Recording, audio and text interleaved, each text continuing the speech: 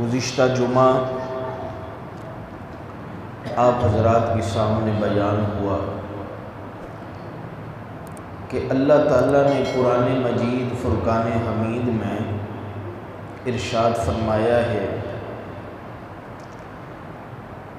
کہ ایمان والوں کی کلمہ پڑھنے والوں کی جانوں کو کلمہ پڑھنے والے ایمان والوں کے مالوں کو اللہ تعالیٰ نے خرید لیا ہے۔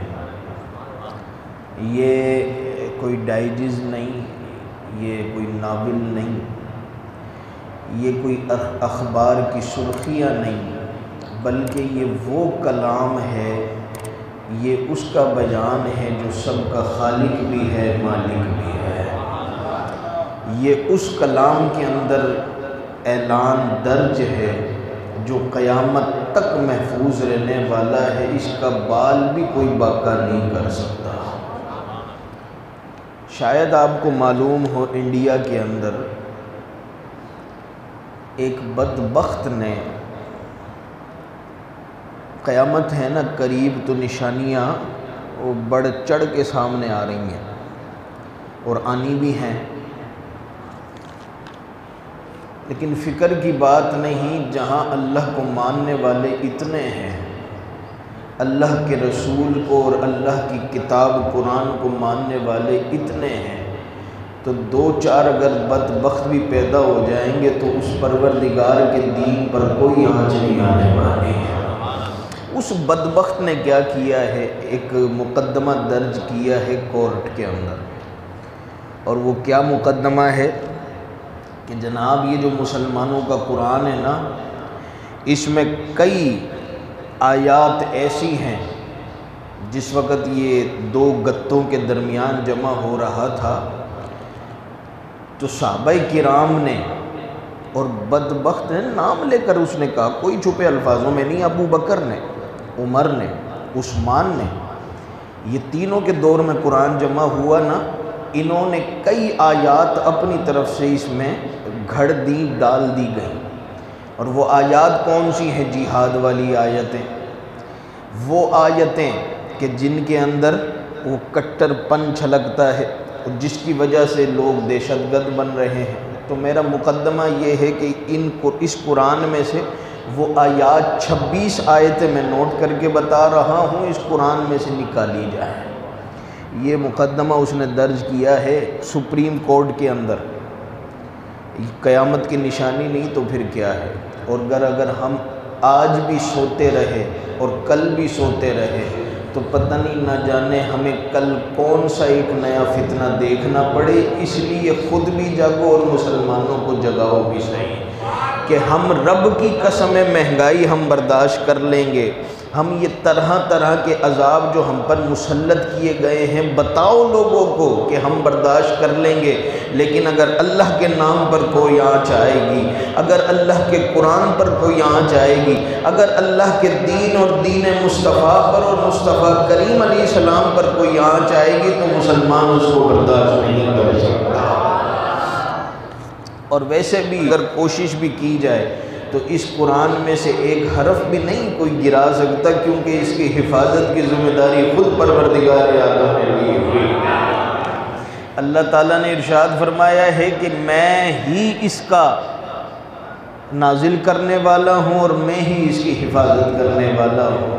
تو میں عرض کر رہا تھا، یہ جو دعویٰ آپ کو سنایا گیا نا، پچھلا جمعہ بھی اور اس جمعہ بھی، اگلی بات میں اس کی کروں گا، تو یہ اس قرآن میں داخل ہے، اس قرآن میں یہ مذکور ہے کہ جو قرآن قیامت تک محفوظ رہنے والی کتاب ہے، کہ اللہ تعالیٰ نے مومنوں کی جانوں کو اور مومنوں کے مالوں کو خرید لیا ہے، کس کے بدلے؟ جنت کے بدلے۔ یعنی بدلے کے اندر اللہ تعالیٰ نے ہم سب کے لیے جو کلمہ پڑھنے والے ہیں اور اللہ کی جو دعویٰ اللہ نے کیا ہے، جو سودا اللہ نے ہم سے کیا ہے، اس کے مطابق اگر زندگی گزاریں گے تو میرے اور آپ کے لیے بھی جنت تیار کر دی گئی۔ جنت کیا ہے اور جنت میں کیا ہے؟ اکثر آپ نے سنا ہے کہ جنت میں ہر شے موجود ہے، جنت میں ہر شے موجود ہے،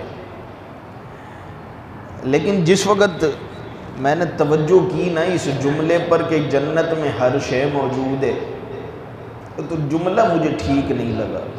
کوئی اختلاف بھی کر سکتا ہے مجھ سے، کوئی ایسی بات نہیں، جملہ نہیں ٹھیک لگا کہ جنت میں ہر شے ہی موجود ہے۔ کئی چیزیں ہمیں مل جاتی ہیں جو جنت میں موجود ہی نہیں۔ وہ کیا ہے؟ کیا جنت میں موت موجود ہے؟ بولو صحیح یار، جنت میں موت ہے؟ نہیں، وہاں تو زندگی زندگی ہے۔ یعنی جو بندہ جنت میں چلا جائے گا، اللہ تعالیٰ ارشاد فرماتا ہے خالدین فیہا ابدا۔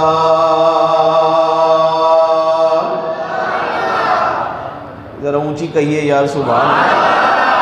جو بندہ جنت چلا جائے گا پھر جنت میں اس کو موت نہیں آئے گی، بلکہ ہمیشہ ہمیشہ وہ جنت میں رہے گا۔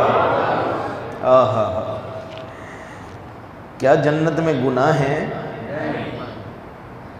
یہ تو ہماری ادھر دنیا میں ہے نا، جنت میں تو کوئی گناہ کرنے والا بھی نہیں ہوگا، تو جنت کے اندر گناہ بھی کوئی نہیں۔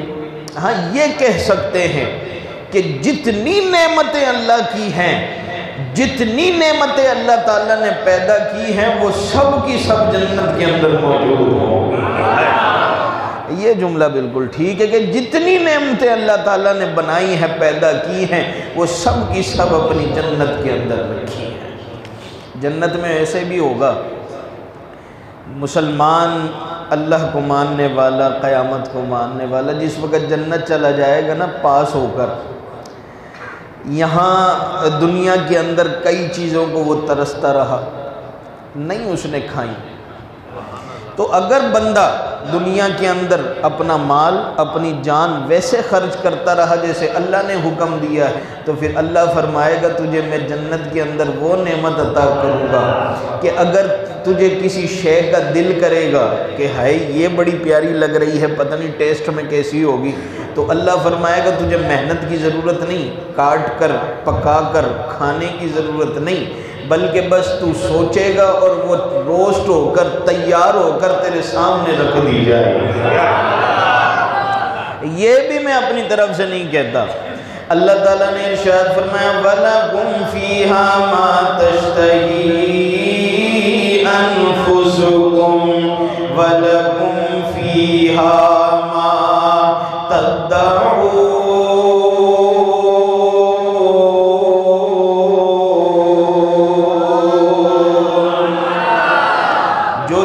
چاہے گا جنت کے اندر تجھے ملے گی۔ تو نے کوئی پرندہ دیکھا، تو نے کوئی جانور دیکھا کہ یار یہ ٹیسٹ میں بڑا اچھا ہوگا، تیرے دل میں خیال آیا یہ روسٹ ہو کر میرے سامنے آ جائے، اللہ فرمائے گا کہ تجھے اس کو کاٹنے کی، ذبح کرنے کی ضرورت بھی نہیں، تجھے اس کی کھال اتارنے کی ضرورت نہیں، تجھے گوشت بنانے کی ضرورت نہیں، او میرے بندے تجھے اسے پکانے کی ضرورت نہیں۔ دنیا کے اندر محنت اس بات پہ کرتا رہا، اپنی جانوں کو، اپنے مالوں کو، اپنی اللہ کے راہ میں اس طرح خرچ تو نے کیا جس طرح میں پروردگار نے کہا تھا، تو اب تجھے محنت کی ضرورت نہیں، تیرے دل میں خیال جو آ گیا ہے پورا میں پروردگار اسے فرما دوں گا۔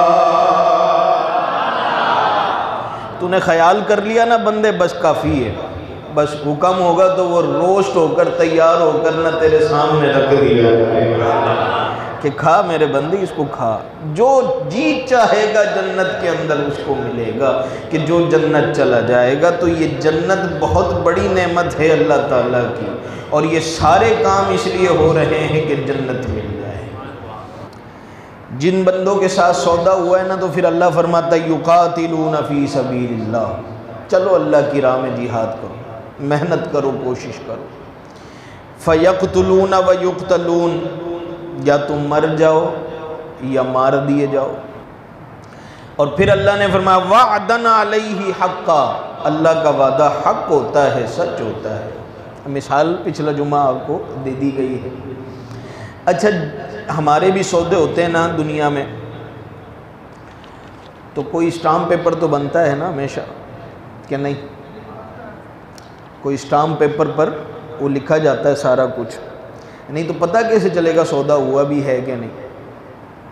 پتہ کیسے چلے گا سودا ہوا بھی ہے کہ نہیں؟ اسٹامپ پیپر بنے گا، وہ پھر دونوں کے پاس وہ کیا کہتے ہیں ثبوت ہے کہ جناب ہمارا سودا ہوا ہے، یہ دیکھیے اسٹامپ پیپر، یا اللہ تو نے ہماری جانوں کا بھی سودا کیا ہے، مالوں کا بھی سودا کیا ہے، یا اللہ اسٹامپ بھی ہے کوئی؟ یا اللہ اسٹامپ ہے کوئی؟ کہیں لکھا ہوا ہے یہ سودا جو ہوا گیا ہے؟ یا اللہ کہیں لکھا ہے؟ اللہ تعالیٰ نے ارشاد فرمایا فِي التوراۃ والانجیل والقرآن،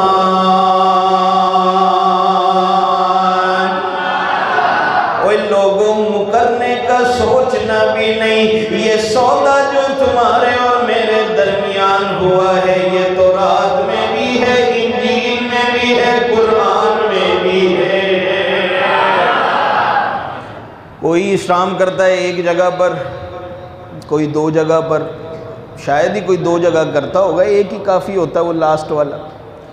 اللہ نے فرمایا لوگوں سنو، یہ سودے کو بھی معمولی نہیں سمجھنا، سودا کرنے والے کو بھی معمولی نہیں سمجھنا، اور خود کو بھی معمولی نہیں سمجھنا، میری جنت کو بھی معمولی نہ سمجھنا۔ یہ جنت کا جو سودا کیا ہوا ہے یہ تورات میں بھی میں نے ذکر کر دیا ہے، انجیل میں بھی ذکر کر دیا ہے، میں نے اپنے قرآن میں بھی اس کا ذکر کر دیا ہے، اس کو معمولی نہیں سمجھنا۔ اور کوئی بندہ یہ بھی نہ کہے کہ میرے ساتھ سودا نہیں ہوا ہے، اگر تم نے پڑھ لیا ہے لا الہ الا اللہ محمد الرسول اللہ تو سمجھ لو تمہارا اللہ کے ساتھ سودا ہو چکا ہے۔ سائن ہوتا ہے نا اسٹامپ پر، تو یہ سمجھ لو لا الہ الا اللہ محمد الرسول اللہ یہ تمہارا سائن ہے، یہ سائن ہے، سگنیچر ہے، دستخط ہے جو تم نے اللہ کے اسٹامپ پر کر دیا ہے۔ یہ کہہ دیا اگر بندے نے تو بس اسلام میں داخل، اور پھر اس کو اپنی جان اور اپنے مال ویسے ہی خرچ کرنے ہیں جیسے میرے پروردگار نے حکم دیا ہے۔ اللہ نے فرمایا وَمَنْ أَوْفَىٰ بِعَهْدِهِ مِنَ اللَّهِ، اللہ سے بھی بڑھ کر کوئی وعدہ پورا کرنے والا ہے صحیح؟ نہیں، سب سے زیادہ وعدہ پورا کرنے والا میرا پروردگار عالم ہے۔ اچھا ایک بات اور بھی ہے،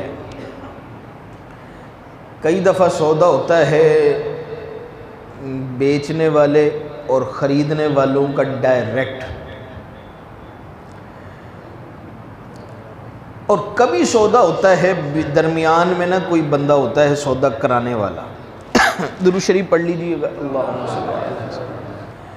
کئی دفعہ بندے کا سودا ہوتا ہے ڈائریکٹ بیچنے والے اور خریدنے والے کا آپس میں، اور کئی دفعہ سودا ہوتا ہے درمیان میں کوئی بندہ ہوتا ہے سودا کرانے والا دونوں کے درمیان۔ یہ جو جنت کا سودا ہمارے اور اللہ کے درمیان ہوا ہے تو ذرا اپنے اپنے حساب سے دل پہ ہاتھ رکھے، ٹھنڈے دل سے سوچ کر بتائیے گا یہ ڈائریکٹ ہوا ہے یا پھر بیچ میں ہے کوئی کرانے والا سودا؟ وہ کون ہے؟ لاور بالعرش جس کو جو ملا ان سے ملا، لاور بالعرش جس کو جو ملا ان سے ملا، کائنات میں جس کو جو شے ملی ہے رب کی قسم ہے میرے مصطفیٰ کے قدموں سے ملی ہے، وہ کائنات کے اندر جس کو کوئی شے ملی ہے وہ کسی اور سے نہیں، رب کی قسم ہے مصطفیٰ کریم سے ملی ہے۔ تو پھر میرے امام نے کوئی ظلم نہیں کیا لکھ کر، میرے امام نے حق لکھا ہے، سچ لکھا ہے کہ لا رب العرش جس کو جو ملا ان سے، پڑھ لیجئے لا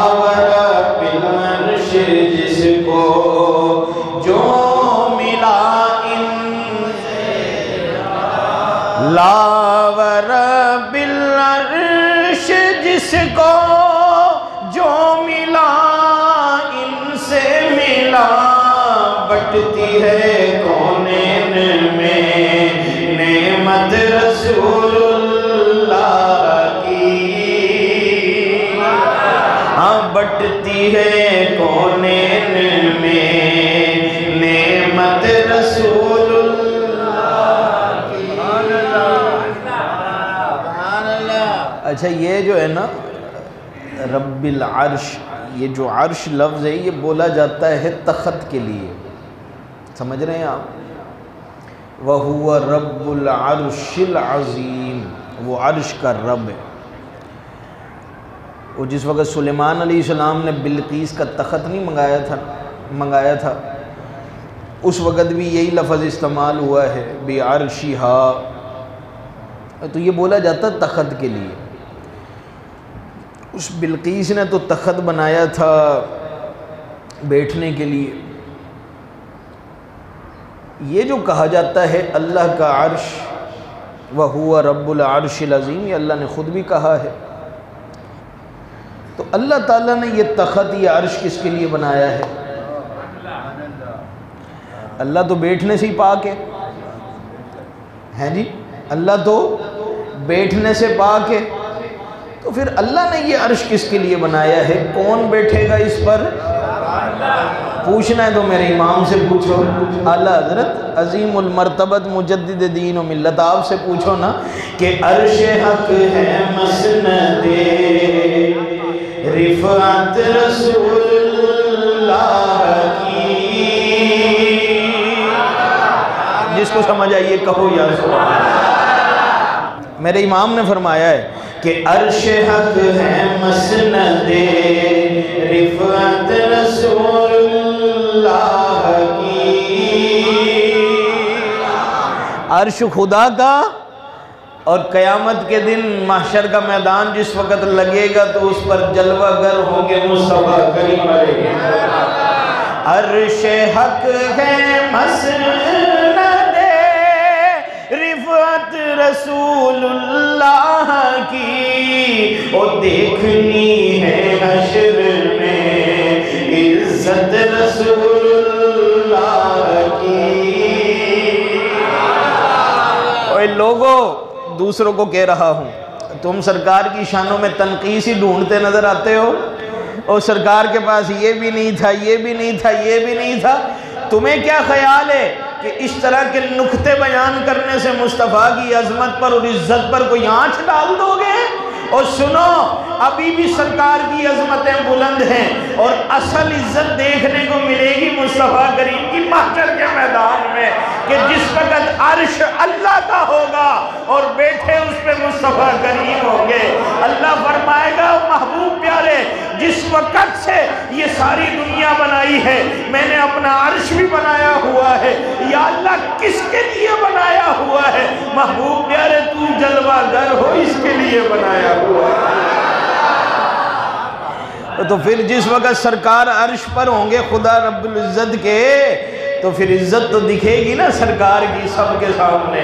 تو اعلیٰ حضرت یہی کہتے ہوئے دیکھنی ہے حشر میں عزت رسول اللہ کی۔ کون کون دیکھنا چاہتا ہے اور دیکھ کر خوش ہوگا سرکار کی عظمت؟ یار بازو کھڑا کرو آجی، سبھی خوش ہوں گے نا۔ تو پھر مل کر پھر آج لے ان کی پناہ، آج مدد مانگ ان سے کہتا ہے، آج یہاں پر پڑھو کہ دیکھنی ہے حشر میں عزت رسول اللہ کی، ہاں دیکھنی ہے حشر میں عزت رسول اللہ کی۔ کئی مقام پر سرکار کی عزت نظر آئے گی، واضح نظر آئے گی۔ ایک مقام یہ بھی تو ہوگا نا، امید کرتے ہیں ہم، امید کرتے ہیں اللہ سے کہ ایک مقام یہ بھی تو ہوگا نا سرکار کی عزت نظر آنے کا، جس وقت سرکار ہمیں کہیں گے اور جاؤ تیرے ساتھ بھی وعدہ تھا نا جنت کا، جا جنت چلا۔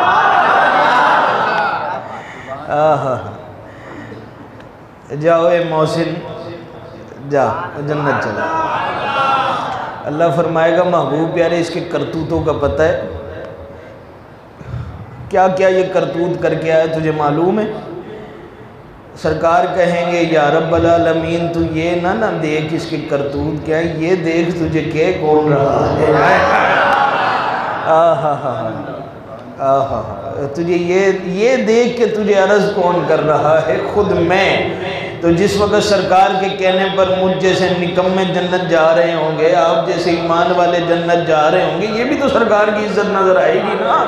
اور دیکھو میرے مصطفیٰ، تم کہتے تھے سرکار کے چاہنے سے ہوتا کچھ نہیں، اور دیکھو آج میرا محبوب اشارہ کرتا جا رہا ہے اور میں اس بندے کو جنت دیتا جا رہا ہوں۔ کہاں مر گئے وہ لوگ جو کہتے تھے سرکار کے چاہنے سے کچھ نہیں ہوتا؟ اس وقت دیکھنا بچو، اگر ہمیں یاد رہا تو ہم ایک ایک کو دکھا دکھا کے یہ پڑھیں گے۔ وہ کہتے تھے کہ تم سرکار کے چاہنے سے کچھ نہیں ہوتا، دیکھو خدا کی رضا چاہتے ہیں دو عالم میں۔ اگر ہمیں یاد رہا تو کہنا پڑے گا نا اس وقت، اور تو کہتا تھا سرکار کے چاہنے سے کچھ نہیں ہوتا، یہ دیکھ جنت کا ٹکٹ مصطفیٰ کریم کے نام پر خدا کی رضا چاہتے ہیں دو عالم اور خدا چاہتا ہے رضا محمد، اوے خدا چاہتا ہے، خدا چاہتا ہے صلی اللہ علیہ وسلم۔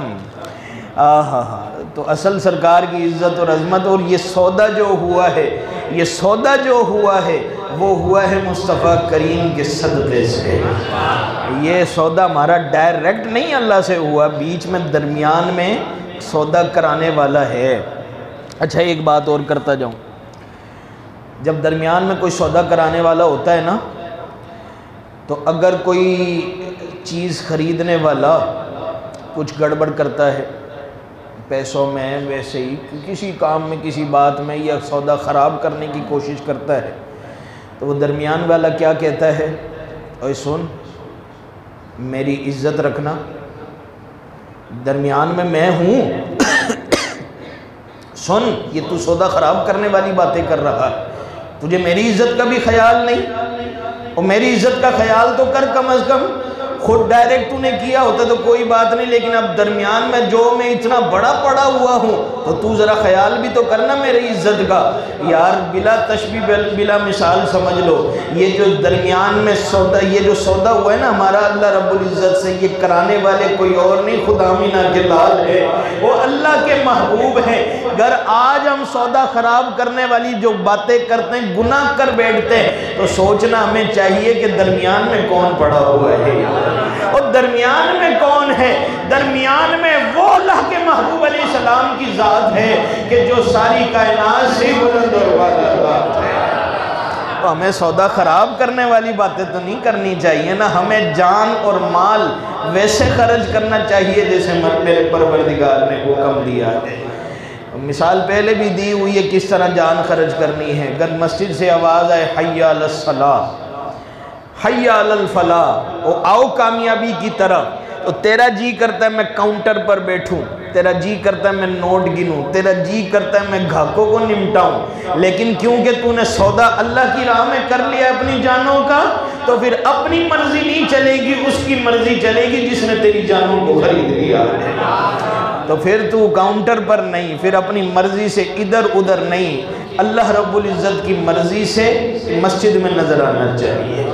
اگر تیرا جی کرتا ہے، رمضان شریف آ رہا ہے نا، اس کے حوالے سے بھی بات کرنی تھی، چلو کوئی بات نہیں، اگر تیرا جی کرتا ہے گرمی بڑی ہے روزہ نہ رکھو، گرمی بڑی ہے فلانا کام بھی ہے، فلانا کام بھی ہے، فلانا کام بھی ہے، یہ بھی کرنا ہے وہ بھی کرنا ہے، بازاروں کے دھکے بھی کھانے ہیں، بے شک کھانے ہوں، تو اپنی روزی کے لیے بھی جا سکتا ہے، یا کوئی اور کام ہو جائے اس کے لیے بھی جا سکتا ہے، لیکن ادھر تیری مرضی نہیں چلے گی۔ اللہ نے کہا ہے روزہ رکھنا ہے تو پھر روزہ رکھنا ہے۔ اگر اللہ نے کہا ہے اتنے وقت سے اتنے بجے تک بھوکا رہنا ہے تو پھر بھوکا رہنا ہے کیوں؟ کیونکہ تو اپنی جانوں کا سودا اللہ کی راہ میں کر چکا، تو پھر بات تیری نہیں چلے گی، مرضی جانوں پر تیری نہیں چلے گی، اسی کی چلے گی جس نے جانوں کو خریدا ہے۔